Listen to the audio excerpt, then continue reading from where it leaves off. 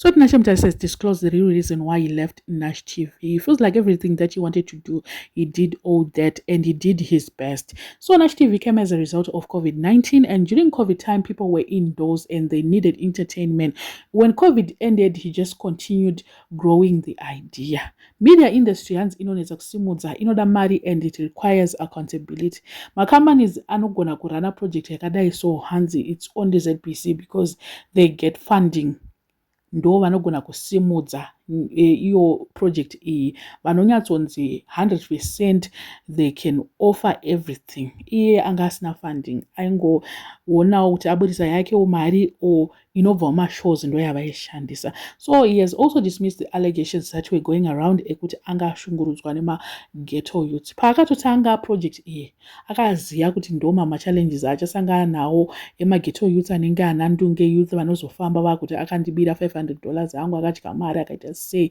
And chakutonetsa izvozvo ndechekuti because of running this entertainment industry, mabad reviews anenge aripo paGoogle.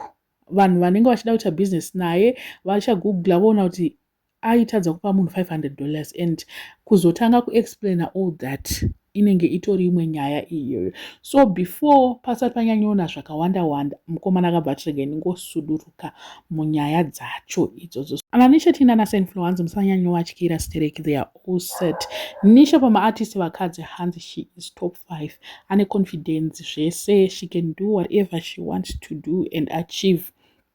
My managers at Nash TV, they are going to continue working with my artist iwawa ana Nisha ana 96 ana Reima vese vavanzi vanenge vangori anta management yavanga vangori. So he is also saying kuti iye since he runs multi-millionaire companies akawanda kunana Zambia, he's got a company, he's got companies muno, so zvakutomuremera kuti arambe angori panzvimbo 1 aramba achingoita izvozvo. It needs energy, it needs time, zvinomudrainawo kuranawo zvinhu zvakawanda at the same time. So he would rather concentrate on business rake rekumupa mari than kuita zvekuti maartist zvisiri kumupa mari. To me, I think it's justifiable, it's a good point. Ngaasane nazvo zvemusic, otherwise as a business person you don't want to find yourself having bad reviews, having people who are bashing you on the internet, having people who are not satisfied with your energy. So izvo zvakadaro zvinenge zvakutonetsa kuti tovaisa papi, tenda kutongovaona as a bad person because ndunga akati zvakati, isitenda kutotora kutoti aiwa mutarisa aite ape vanhu mari abhadhare maona nenyaya idzodzidzi. Let me just read comment iri panapa yaShadaya. The same people who are always crying about kuvhara kwemacompany are actually happy that Nash TV or music has shut down.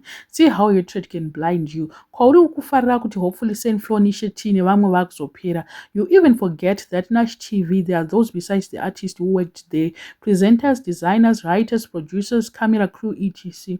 These are people whose income will be affected with families, but you wouldn't care as long as Mr. Mutare varemerwa. In your view or Saint Nisha Jamal vakupera. This can only be described either as witchcraft or stupidity of the highest order.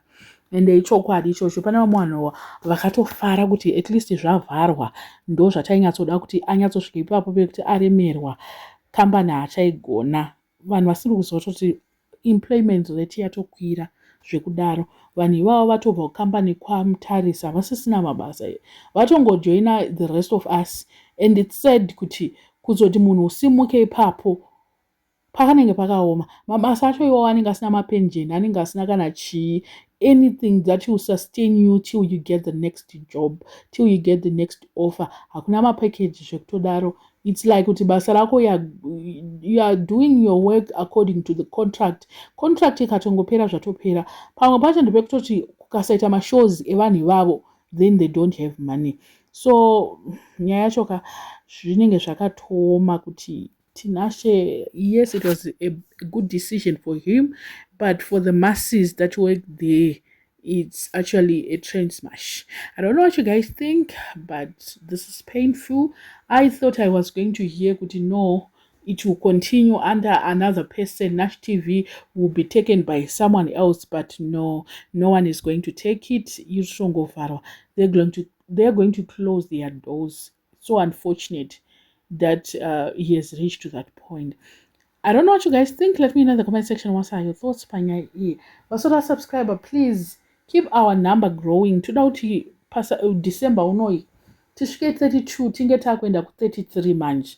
So please tell your friends to tell their friends, tell your family to tell others that they can hear every news in English. Whatever is trending, we make sure that you cover all that. The hottest gossip in Zimbabwe, we make sure that we come and discuss pano ndopanotaurwa zvinhu zvese